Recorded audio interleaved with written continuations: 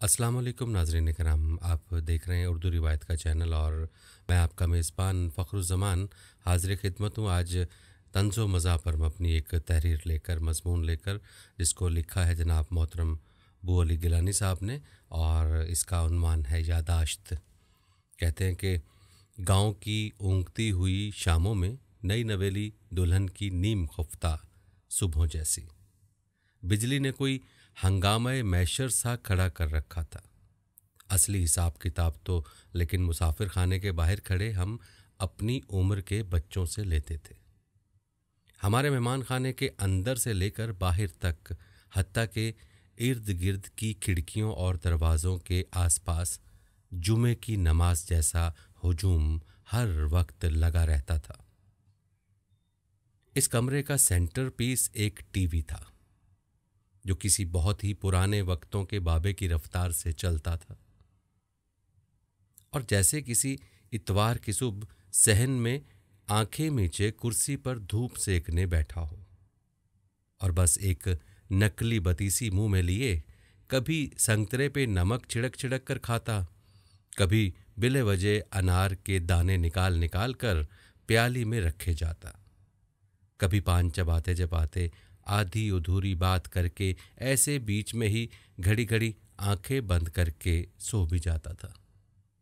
फिर कुछ ही देर में अपने ही खराटे की आवाज़ पे घबराए हुए उठकर पूछता भी था, क्या हुआ? अरे कौन है भाई? यानी जैसे टीवी ना था बल्कि घर का कोई उधेड़ उम्र बुजुर्ग था। बहरहाल हिसाब किताब के हम रिवायती सौदागरों ऐसे पक्के थे, कुछ से इमली, मीठे बादाम वाली शक्कर या चने की रिश्वत वगैरह कबूल थी, और कुछ बदनसीबों से खेल कूद के मैदान का बकिया हिसाब सुन लेते थे। बस एक डर था हमें तो बिजली से, जैसे शाह नेमतुल्लाह वली से तैमूर की हुकूमत को। खैर 9 बजे की खबरों के बाद असली रंग रचता था, या फिर जिस दिन महीने में एक बार जब शहर सिनेमा वाली गली में काले की दुकान से वीसीआर लाया जाता था, जो बहुत बाद में आम हुआ था। उस वक्त तो शहर में भी बहुत कम लोगों के पास टीवी थी। टीवी तो टीवी, रेडियो अभी नायाब था। फिल्में देखने का हमें शुरू से ही कोई ख़ास शौक न था। हमें तो इस चीज़ से ज़्यादा मज़ा आता था कि देखो भाई, हम कितने ख़ास लोग हैं कि हर कोई हमारे घर के आगे पीछे ऐसे घूमता है जैसे भंवरा गुलाब के फूल और कमरी सरू के इर्द गिर्द घूमती है। लेकिन जाहिर है गुलाब की कली यानी फितरती तवाइफ। खैर खुद कुछ देखें न देखें, खासकर लड़कियों को दरवाजे के बाहर रोकना जैसे हमारा नमाज रोज़ा हज सब था। हाँ, तो जब हमने तुमको कहा था दोपहर में कि रुखसाना आपा के लड़कों के साथ छुपन छुपाई मत खेलने जाना, तब तो तुमने हमारी जरा भी ना सुनी थी। और वो खटम्बल की चटनी, वो तो हमें जरा न चखने दी थी। जवाब आता था, जब रुखसाना खाला के यहाँ नवीद के अब्बा शहर से बड़ी वाली टीवी लाएंगे, फिर तुम देखना हम भी तुम्हें अंदर ना आने देंगे। हाँ हाँ, तब की तब देखेंगे। इतने में बिजली गुल। जाओ जाओ जाओ, बड़े आए तुम। बिजली जाते ही अंदर से सारे बड़े बाआवाज़े बुलंद नारा लगाते, सदाकत की फुलां। गांव में सबको जैसे ये गुमान था कि बिजली का आना जाना लाइनमैन सदाकत अब्बासी के हाथ में है। लोड शेडिंग से लेकर बिजली का कम तेज होने से बल्ब का उड़ जाना, सब जैसे सदाकत साहब से पूछ कर होता था, जो मुंह पर कुछ के लिए साहब और लाला तो कुछ के लिए अद्दा या पाजी थे। जिस किसी को इल्म था भी तो बस सदाकत साहब जैसे कोई सियासी लीडर थे कि दूध भी अगर खट्टा हो जाए तो बिल्ली नहीं, सदाकत भैया चाट गए होंगे।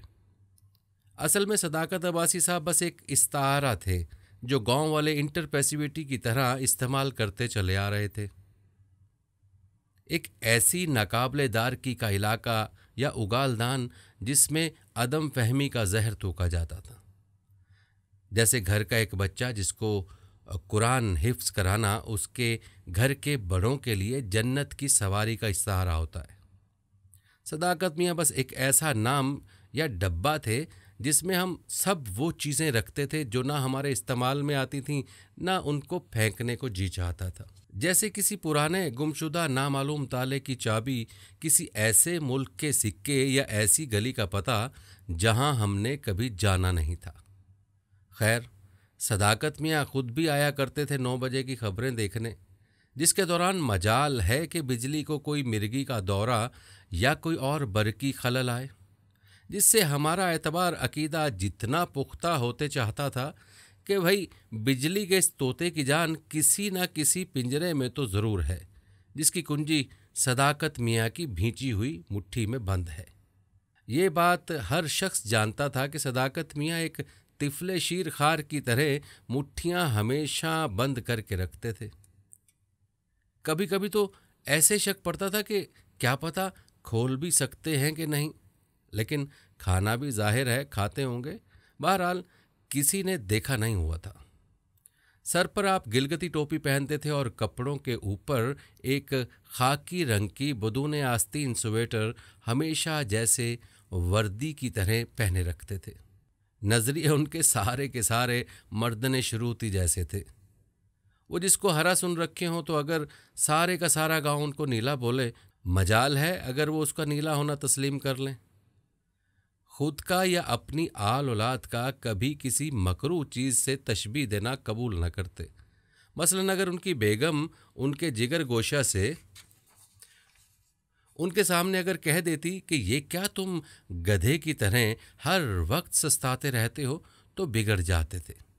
अपने बच्चों को कभी डांटते या सलाह मशवरा देते तो किसी बड़े आदमी से मवाजना करके, जैसे अरे जवान कुछ खाया पिया करो, दिन ब दिन कायदे आज़म की तरह दुबले हो रहे हो, या हाय मैं और भुट्टो हम दोनों के बाल आखिर झड़ ही गए। यह एक बात आपकी मशहूर थी, आप ऐसे ही एक बार सिगरेट की चुस्कियां भरते भरते किसी महफिल में चुटकी मारकर कहने लगे, इस मुल्क में मुझे और नूरुल अमीन को बहुत खतरा है। जैसे भुट्टो या नूरुल अमीन उनके कोई जिगरी यार हों। आप बातें बहुत तेज तेज करते थे, इंतहाई मुंहजोर और खटकन्ना थे। मतलब हर वक्त ही कोई प्यार भरी बात भी ऐसे कहते थे जैसे गाली दे रहे हो। लेकिन सिर्फ अगर किसी से कोई काम निकलवाना हो तो बस फिर शक्ल ऐसे बना लेते थे कि जैसे ठंडा पानी भी फूंक फूंक कर पीते हों। लेकिन उस वक्त भी बीच में गाली वाली शक्ल दिखाई देती थी। मुस्कुराहट उनके चेहरे पर ऐसे मालूम होती थी जैसे गोबर में गुलाब का फूल खिल गया हो। नाक छोटी और नथने भरी, रंग गंदुमी, स्याह बड़ी बड़ी आंखें मर्दनों से हर वक्त ऐसे बाहर रहती कि माएँ अपने बच्चों को छुपा लेती थी कि कहीं अभी निकलकर किसी को मार न दें।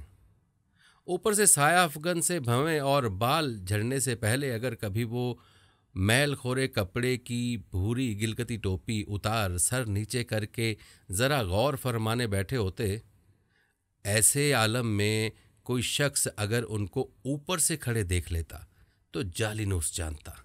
वही चिपटे चिपटे यूनानी फलसफियों से बाल, लेकिन अगर वो अचानक से ऊपर मुड़ जाते तो कन्फ्यूशियस जैसी भवें देखकर मुराकिब तो माने सटपटा जाता। जूते काले के अलावा कभी कभार ज्यादा काले करके भी पहन लेते थे, और अगर हद से ज्यादा सर्दी हो तो एक कश्मीरी चादर ओढ़ लेते जिसमें पकड़ पकड़ कर अपने पोतों को छुपा लेते थे कि इधर आओ बलूंगड़ो, यहाँ आओ बकरी के बच्चे, ठंड लग जाएगी। बहरहाल मुट्ठियाँ नींद में भी दबाए रखते थे और चेहरे पे शिकन लेकर सोते कि जब उठूं तो गुस्सा करने और किसी को मुक्का मारने के लिए तैयार उठूं, और अंगूठे को पहली 2 उंगलियों के दरमियान हर वक्त दबाए रखते। हत्ता कि अपनी बेटी की रुखसती के वक्त दिलासा भी ऐसे ही दिया। तेज तेज चलते थे, सामने से आ रहे हों तो यूं मालूम होता था कि कोई दरमियाने कद का गोश्तखोर जानवर आ रहा है जो देखने में शेर मालूम होता है। और ऐसे ही हर वक्त दांत में यूं ही तीली दबाए रखते थे कि मालूम हो कि अभी अभी गोश्त ही खाकर निकले हैं। जब भी गांव के घर घर से बिजली का महीने में दूसरी बार बिल लेने जाते थे तो बगलों में मुर्गियां स्याह रंग की और जेबों में सोने के पानी चढ़े जर्द जर्द देसी अंडे, किसी कपड़े के लिफाफे में कलर यानी पनीर, तो किसी डिब्बे में दूध लिए वापस आते। सदाकत मियाँ के दांतों में अगर तीली ना होती और वो ऐसे आलम में किसी से तकल्लुम करते तो आप दांत पीस पीस कर यूं लफ्ज़ निकाल निकाल मारते थे कि बड़े बड़े मुतकल्लमीन उनके सामने बात करने से लड़बसा जाते थे कि कहीं काट न खाए। सलाम का जवाब भी आप झुंझला कर देते और कोई भी सवाल कर ले तो जवाब क्या या क्या हुआ से ही शुरू होता और पता है पे ख़त्म। 2 बार से ज़्यादा अगर किसी शय का पता पूछ लो तो बड़ी मकरू जगह पर बताते थे कि वहाँ है, चम्मच लेकर निकाल लो। हवा में हिटलर की तरह उंगलियों से लकीरें खींचने की बजाय भींची हुई मुट्ठियाँ खड़े हुए ऊंट के कोहान तक बुलंद कर करके तकरार करते थे, लेकिन अपने घर में तो बेटों के आगे चलती ना थी।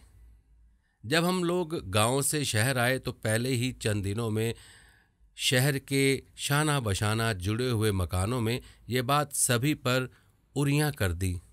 उनके सबसे छोटे साहिबजादे, जिनको सब हाफिज बुलाया करते थे, जो अब गौर करने पर मालूम होता है कि उनकी शायद क्रोनिक कंजंक्टिवाइटिस की वजह से हर वक्त मीर के किसी शेर और कबूतर के लहू से ज़्यादा लाल रहती थी।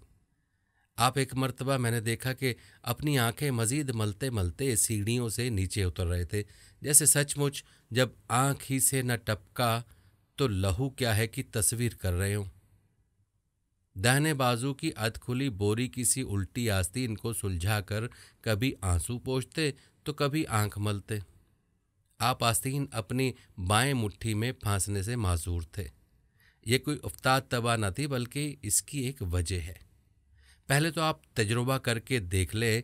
मेरे तो तजुर्बे में शायद इस बात का शायद होने की वजह से हमेशा यही आया है कि जब भी आंसू पहुँचे जाते हैं तो बाएं बाजू से ही काम लिया जाता है, क्योंकि दिमाग का दायां हिस्सा बाएं बाजू को काबू करता है।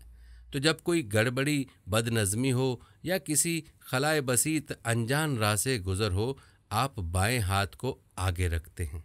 बायां हाथ मुतलाशी भी है, और जैसे अगर सर पे कोई अचानक डंडा मारने बढ़े तो बायां हाथ फौरन लपक कर सर पे खुद ही कुर्बान होने आगे बढ़ने वाला वफादार सिपाही भी है।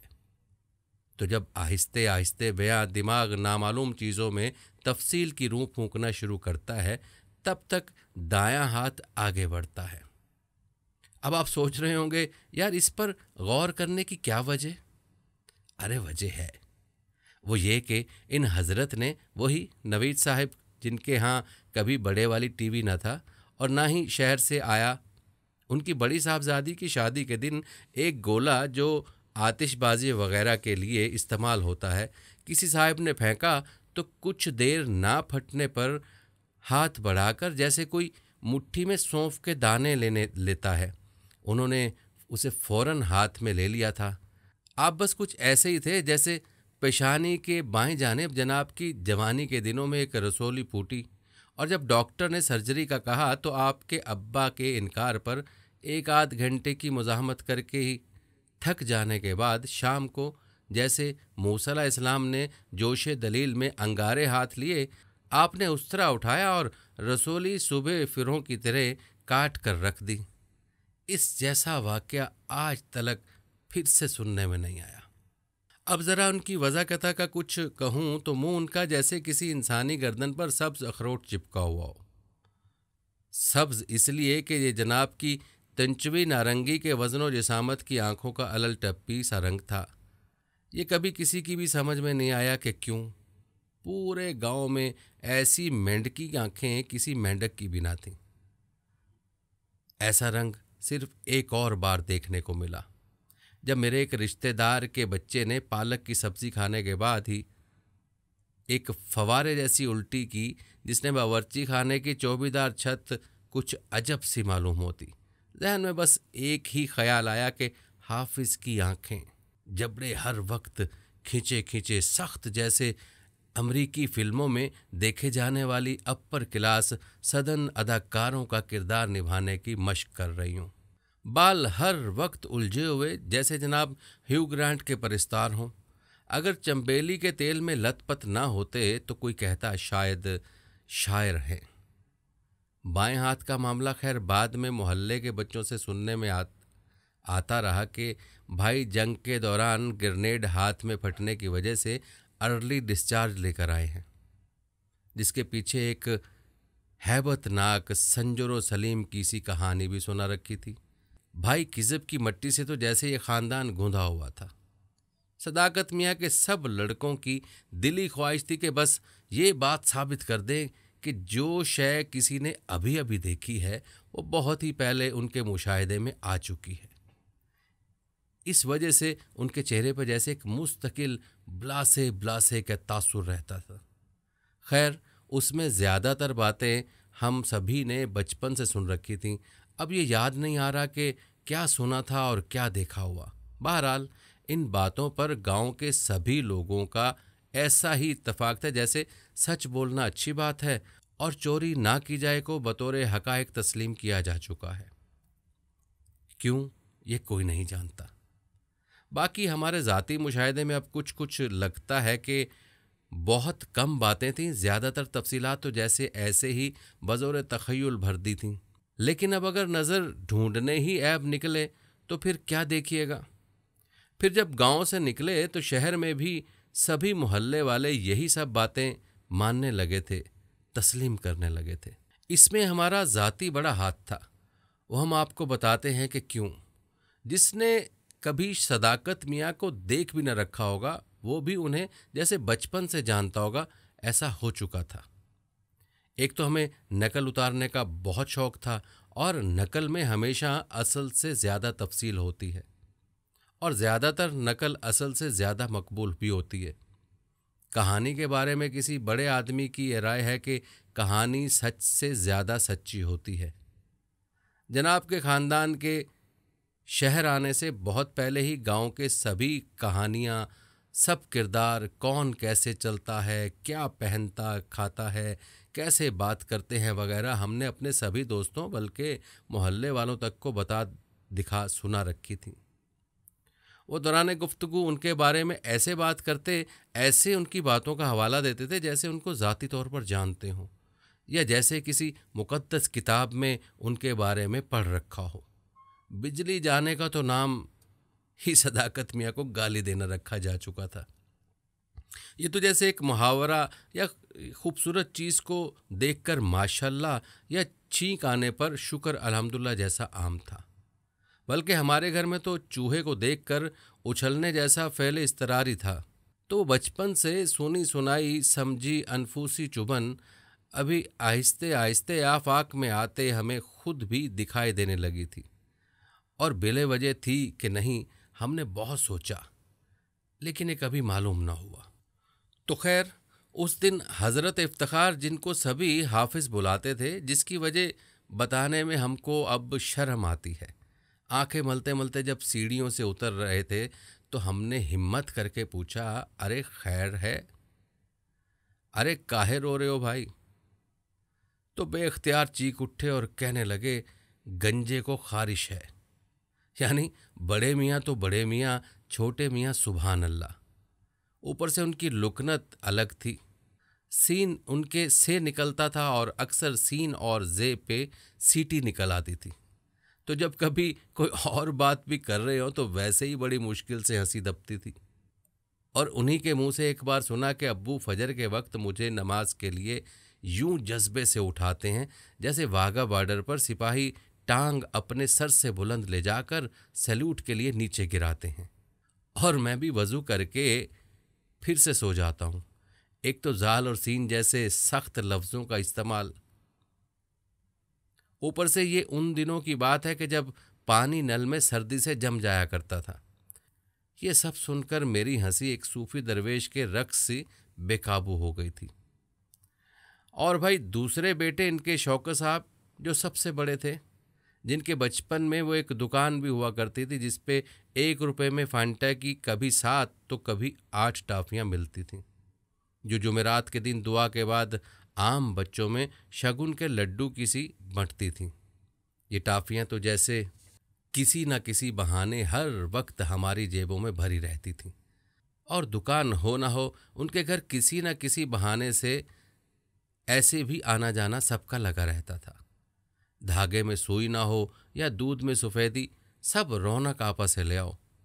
जो हाफिज वगैरह की अम्मी थीं, जिनकी एक संदूक से हर शय जैसे जादूगर की टोपी से कबूतर की तरह बरामद होती थी। लोग कहते हैं कि जब असहाबे कहफ अचानक गायब हो गए तो बादशाह ने पहला फरमान यही जारी किया कि जाओ भाई, रौनक आपा के संदूकची में देख लो। खैर, शौकत साहब की एक बात ज़रा सुनिए, जिससे उनके किरदार की काफ़ी हद तक वजाहत हो सकती है। वो ये कि उनके अब्बू सदाकत मियाँ, जिनको बच्चे से लेकर बुज़ुर्गों तक सभी सदाकत मियाँ या कोई उनके दौर के वो लोग जो अब शहर में नहीं थे, वो पोला पाजी कहते थे, जैसे मेरे सबसे बड़े ताया या कोई और उनके हम उम्र हम तबका लोग। खैर, वो एक दिन ऐसे ही मुट्ठियाँ भींचे घर की सीढ़ियों से दांत पीसते पीसते, कुछ बुड़बड़ाते नीचे उतरते, बार बार पीछे मुड़कर ऐसे देख रहे थे कि किसी लड़ाई को अधूरा घर रख कर आए हों। इतने में जूलियट की तरह उनके साहबजादे शौकत साहब भी बालकनी से तलू हुए, बल्कि उनके सर से पहले उनके मुंह की बुड़बड़ाहट बिजली की आवाज़ जैसे बाहर निकली। खैर, फिर वो आए और पहले हमें कुछ सुनाई तो दिया, लेकिन बुझाई न दिया था। सदाकत मियाँ जो हमारी निस्बत उनके करीब थे, उन्हें भी कुछ समझ नहीं आया तो कहने लगे, क्या? तो शौकत साहब कतरे की आबरू फराक ने जोर से फरमाया, इन यूसुफों को याकूब भी मरवाते हैं। जिस पे सदाकत मियाँ ने चटपटा कर एकदम से नीचे चलते चलते ऊपर एक हंस राज की तरह गर्दन तिरछी करके कहा, आऊं आऊं आऊं। तो बेटा ऊपर से बिल्कुल ऐसे ही अपने बाप की तरह घोड़े दौड़ाने की रफ्तार से बोला, आना आना, आ आ आ। ये कुछ देर चलता रहा और फिर वो वहां से रुखसत हुए जब देखा कि सब देख रहे हैं। बचपन से ही सुनते हुए आए हैं कि कारोबार उन्होंने हर रफ्तारों तौरो तर्जो रोश का किया हुआ है, और जैसे गांव में हमारे पड़ोसी थे ऐसे ही अब शहर में भी थे। एक मकान किराए पर ले लिया था और अब बेगम बच्चों समेत मिल बांट कर शहर में मेहनत मजदूरी करने आए थे। फिर मेले में चाट से लेकर खेलों में हाथ के बुने पंखे तक सब बेचते थे। बचपन से ही जब सब लोग सई मुखी सरकार के मेले पर गांव से पैदल चलकर जाया करते थे, तो हजरत और उनकी बेगम सर और कांधे पे चाट बिरयानी वगैरह लाद कर काफले के साथ शहर पैदल चलकर जाया करते थे। खैर, मेले में तो और भी बहुत से लोग दुकानें सजाते थे। हमारे एक और पड़ोसी पूरा हफ्ता शहर मेले में पकोड़े समोसे वगैरह भेजते थे। इनका लेकिन एक बड़ा मशहूर वाक़या है कि एक दफ़ा ऐसे ही किसी मेले में चाट के बीचों बीच एक उबला हुआ अंडा रख कर गए, जो यकीनन किसी गरीब से उन दिनों बिजली के बिल में डरा धमका कर उंडेला होगा। तो वहाँ चाट और उस अंडे को लिए एक बेसुरे बरबतनी मोर की तरह गा गा कर फरमाने लगे, अंडे गरे, छोले गरे।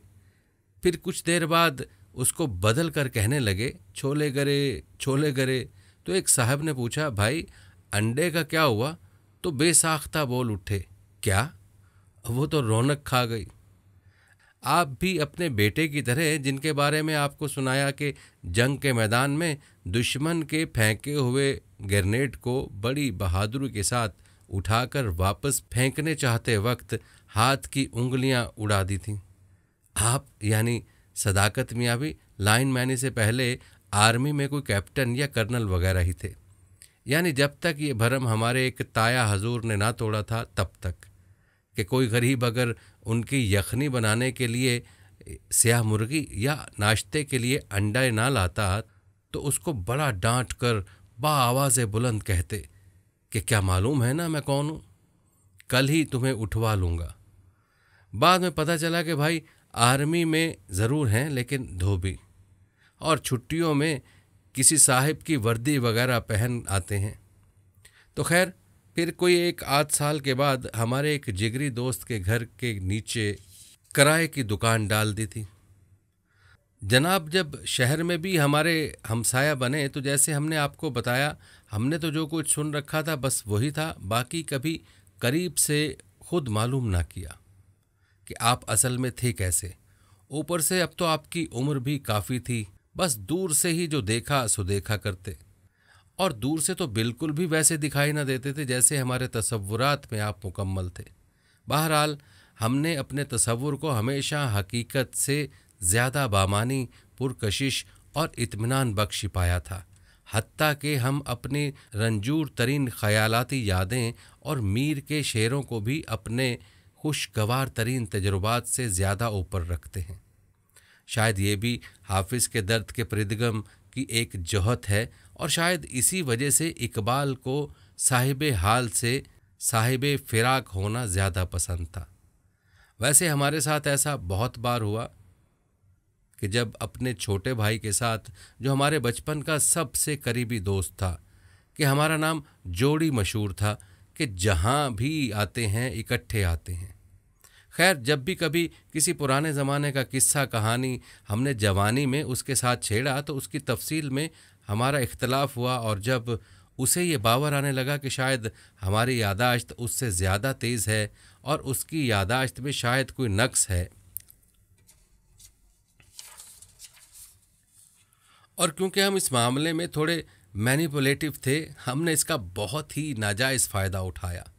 ऐसा अक्सर शादियों में होता है, और जब दूसरी बार बहुत अरसे के बाद वही वाक़या हमने अपने भाई से दोहरा कर देखा तो उसकी पुरानी असली याद सब गारत हो चुकी थी। वो आखिरी बार की हुई बात को असली समझने लगा, और उसके जहन में उसकी सारी तफसीलात भी खुद ब खुद बदल चुकी थी, खुद ही बदल चुकी थी, और हमारे अपने जहन में भी वही बचपन के सारे नक्श, सब बातें और नाकाबिल एतबार यादाश्तें भी मौजूद हैं, जो उस वक्त शायद हम सच समझते थे।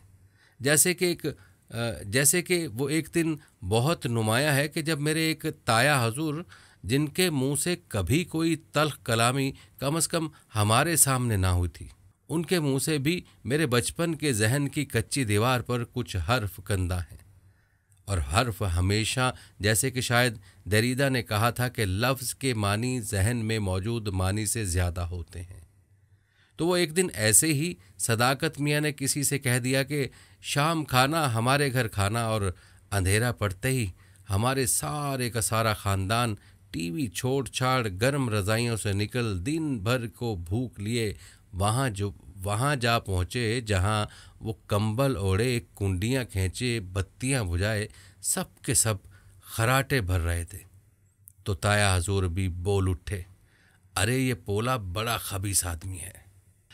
अब वो कुछ 10 साल बाद जब हमारे दोस्त के घर के नीचे, जहाँ हमारा हर वक्त आना जाना लगा रहता था, अपनी दुकान चलाने बैठे थे, जहाँ शाम को वही उनके बेटे हाफिज़ सानी देर रात तक बैठते, और हम अक्सर वहाँ बाहर कुर्सियाँ लगाए देर रात तक गप्पे हाँकते थे, अगर कहीं तोड़ फोड़ या आवारागर्दी करने ना निकल लेते। देखने में तो हाफिज़ साहब भी ठीक ही मालूम पड़ते थे। कभी कभी आंख चुराकर हम देख भी लेते थे, हालांकि हमारे गांव के ही थे, लेकिन उस तरह की कुर्बत और अपनायत सी न जाने क्यों एक अजब सी महरूमी सी थी, बात कुछ समझ ना आती थी।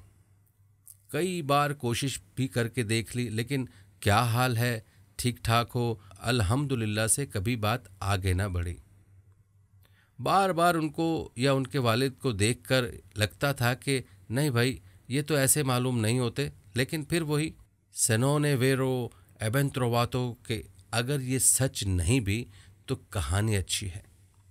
बहरहाल दुकान में जहां उन्होंने आटा, चीनी, दालों, ज़ाफ़रानों के साथ साथ अब करारे पापड़, रूह अफ़ज़ा, बायो आमला की बोतलें और हेड एंड शोल्डर के कुछ साशे वगैरह भी काउंटर के ऊपर एक रस्सी पर लटका रखे थे। वहीं बाहर खड़े हमारे एक दूर के रिश्तेदार भी हमारे दोस्तों के साथ थे, जिनको देखकर ये पढ़ने को जी चाहता है कि या अल्लाह, शैतान को इनके शर से महफूज रखना। आप कराची से थे और अक्सर गर्मियों या कोई और छुट्टियां मनाने यहाँ आते और कोई ना कोई बावल खड़ा करके ही वापस जाते थे। बस ये तफसील शायद काफ़ी है। तो उनके मशवरे पर चांद रात के दिन जब शैतान कराची से खुलकर हमें मिलने आया था, उसके साथ मिलकर हम कुछ दोस्तों ने सदाकत मियाँ की दुकान का ताला तोड़ते क्या कि खींचने पे खुद ही खुलाया था और अंदर से निकलना क्या था। बस ऐसे ही शैम्पू के कुछ साशे जो हम ऐसे काले साबुन से मुंह धोने वालों की किस काम के, और चंबेली के तेल की एक शीशी और कुछ और निहायत ही गैर ज़रूरी चीज़ें निकाल लाए। तो खैर वो तो मजाक मजाक में, इतने में हम बाहर आकर शटर बंद ही कर रहे थे कि कहीं दूर से हाफिज़ ने न जाने कैसे हमें देख लिया। हालांकि कोई रात के 1 बज रहे थे। अब पता नहीं उसने हमें देखा कि जाने किसने। बहरहाल हम ही में से किसी ने बाद में ये कहा कि हाफिज़ ने देखा था। खैर उस वक्त हम बेखबर थे और फिर शैम्पू और तेल का हमने करना भी क्या था, वो तो हमने उठाए ही रास्कोल्निकोव की तरह दूर किसी पत्थर के नीचे दबा दिए। जैसे रूह के बिना जिस्म को और इल्म के बिना माल को दफना देना वैसे भी फ़र्ज़ है। तो फिर बात जब हमारी अम्मी के कानों तक पहुंची तो वो हमें कहने लगी कि अब तुम अब्बा के आने से पहले अपने मामू के घर चले जाओ। हम निकल ही रहे थे कि दरवाजे पे हमें हैरानी यूं मिली जैसे वो बगदादी सौदागर के मुलाजिम को सरे बाजार मिली थी। बस उस दिन हमें जो जिस्मानी शर्मिंदगी हुई, सदाकत मियाँ अगर कहीं मिल जाते तो शायद उनका भी अलेयोना एवनोवा जैसा इंजाम होता। अब हाफिज़ को देखकर हमें ऐसे ही चिढ़ होती थी जैसे जाए गुनाह को देखकर किसी नीम ताइब को अक्सर होती है। और ऐसे जालिम को जिसको अपने गुनाह पर शर्मिंदगी हो, ऐसे जालिम से ज़्यादा ख़तरनाक होता है जो अपने गुनाह को गुनाह समझता ही ना हो, क्योंकि मज़लूम उसके गुनाह की चलती फिरती तस्वीर बन जाता है। अब हमने उनके पुराने किस्से कहानियाँ और ज़ोर शोर से सुनाने शुरू किए। जैसे मोहल्ले के लड़कों को बताने लगे कि कैसे गोला उठाकर उनकी उंगलियां उड़ी और कैसे झूठे मकार लोग हैं और हमने इनकी दुकान नहीं तोड़ी, वगैरह वगैरह। हम कुछ शरीर लड़कों का उनके लिए सबब बदनामी बनना और उनको तंग करने की नए नए तरीके निकालना हमारा शगल बन चुका था। इनके घर के किसी भी शख्स को देखकर हम सब कानाफूसियाँ करने लगते। उनके घर की खिड़कियों के शीशों पर एक दिन हमने पथराव भी किया, और नौखेज़ी की उम्र में तो हर कोई अनाकिस्ट होता है। हम लोग कुछ ज़्यादा ही थे। ख़ास करके हमारा वो दोस्त जिसके घर के नीचे उनकी दुकान थी, उसके बारे में तो मशहूर था कि मोहल्ले में अगर किसी को नीच भी आए तो कहता कि ज़रूर टीपू ने उसकी नाक में कुछ डाला होगा, और यकीन जानिए कि वो शुबा अक्सर सही निकलता था। बस बद से बदनाम की सोहबत बुरी, हमने कुछ किया हो ना हो, अब नाम हमारा ही आता था। जो तवज्जो मोहल्ले के लड़के हमें देने लगे तो कुछ कहानियाँ तो ऐसे ही घड़ के हमने अपने बारे में मशहूर कर दी। जैसे जॉन एलिया के बारे में उनके एक दोस्त से ये सुना कि उनके बारे में जितनी भी कहानियाँ आप लोगों ने सुन रखी हैं वो उन्होंने खुद ही फैलाई हुई हैं। एक बार ऐसे ही बातों बातों में अपने कुछ दोस्तों के बीच, जिनके साथ मिलकर कुछ ही देर पहले हम सब ने फजर की नमाज के बाद पीडीए के दफ्तर के सारी खिड़कियों के शीशे उड़ाए थे, उनमें उसने टीपू ने एक गाड़ी की तरफ इशारा करके कहा कि ये जो ट्रक खड़ा है, हर दूसरे तीसरे दिन जब मालिक इसको रास करा कर लाता है तो इसका विंग मिरर हम फिर से तोड़ देते हैं। और परसों रात तो हद ही हो गई कि मालिक अंदर सो रहा था और रात 12 बजे मैं पत्थर मारकर दौड़ गया। उसने बहुत कोशिश की लेकिन पकड़ न पाया। वो तिलमिलाकर एकदम से बोला, ओ टीपू, तुझे अपने बुजुर्गों की कब्रों का वास्ता है यार, वो मेरे चाचे की लड़ी है। बाकी ये तो सबको पता था कि उस लड़के को भी कि ऐसा हुआ ही नहीं था। ऐसी कुछ कहानियाँ हमारे बारे में भी मशहूर थीं, और बाज़ मर्तबा तो हमने किसी से सुना और वैसे ही हाँ हाँ कर दिया।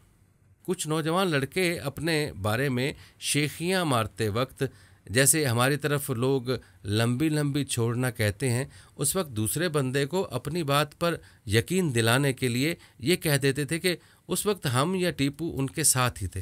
तो खैर, फिर उस वाक़ये के बाद एक दिन टीपू ने अचानक छोड़ते छोड़ते ज़ोर में आकर मेरे और कुछ यार दोस्तों के सामने वो मोटरसाइकिल जो कुछ ही देर पहले सदाकत मियाँ दुकान के बाहर खड़ा करके गए थे, उसे लात मारकर उल्टा दिया। ये ऐसे ही ज़्यादातर चीज़ें इम्पल्सिव वाली करता था। उसको कुछ चंद और नफ्सियाती बीमारियां भी थीं। बिला वजह छोटी छोटी बातों पर झूठ बोलना, बिला ज़रूरत छोटी मोटी चीज़ें चुराना वगैरह उसकी बहुत गहरी नफ्सियाती वजह थी। जैसे उसके कोई बहन भाई ना था, इकलौता बेटा था, तो उसने सबसे ऐसे ही कह रखा था कि मेरी एक बहन लाहौर में भी रहती है। सबको पता भी होता था, लेकिन क्या मजाल कोई उसे कहता, या जैसे अब मोटरसाइकिल तोड़ने पर उसकी कोई शिकायत करता। अब मुझे खुद कुछ बुरा लगने लगा, आखिर थे तो हमारे हमसाई। फिर एक दिन सदाकत मियाँ का टीपू के अब्बा से, जो अकाउंट डिपार्टमेंट के हेड थे, किसी बात पर झगड़ा हो गया। कुछ लेन देन की बात थी।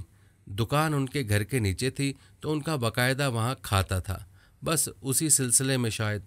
अब भाई, जैसे सबको मालूम था कि सदाकत अब्बासी साहब के दिन बुरे चल रहे हैं, सीधा काम करने भी जाएं तो उल्टा हो जाता है। और हमारे वही जिगरी दोस्त, जिनका हकीकी नाम इकबाल अब्बासी था, जो टीपू खान के नाम से मशहूर थे, जो उनके दादा ने उनका रखा था क्योंकि बहुत शरीर था। उनके वालिद साहब की झगड़े की खबर जब उनके कान तक पहुंची, तो वो इकलौते बेटे घर से AK-47 लिए कोई 101 सीढ़ियाँ एक ही सांस में चढ़ाए। और उस दिन वो शुक्र अल्हम्दुलिल्लाह सदाकत मियाँ को गोली मारते मारते रह गए। उस शाम नहीं, पहले आपको उससे चंद हफ्ते पहले की बात बताता चलूँ।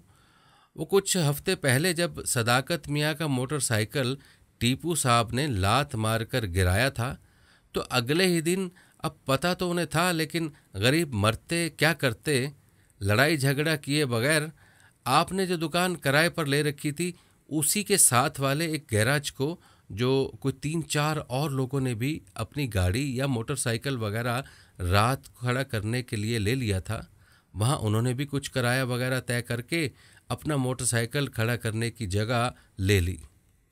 अब उस ताले की एक चाबी टीपू के पास भी थी, क्योंकि वहीं वो भी अपना यामाहा खड़ा करता था। तो फिर उस पहले वाक़ये के गुजरने के कुछ हफ्ते बाद एक रात, न जाने क्यों, जब वो अपना मोटरसाइकिल अंदर खड़ा करने गया, तो एक आरी लेकर उसने उस सदाकत गरीब के बच्चे की मोटरसाइकिल की आसन काट दी और पेट्रोल की टैंकी में एक पेचकस से अलग छेद कर दिए।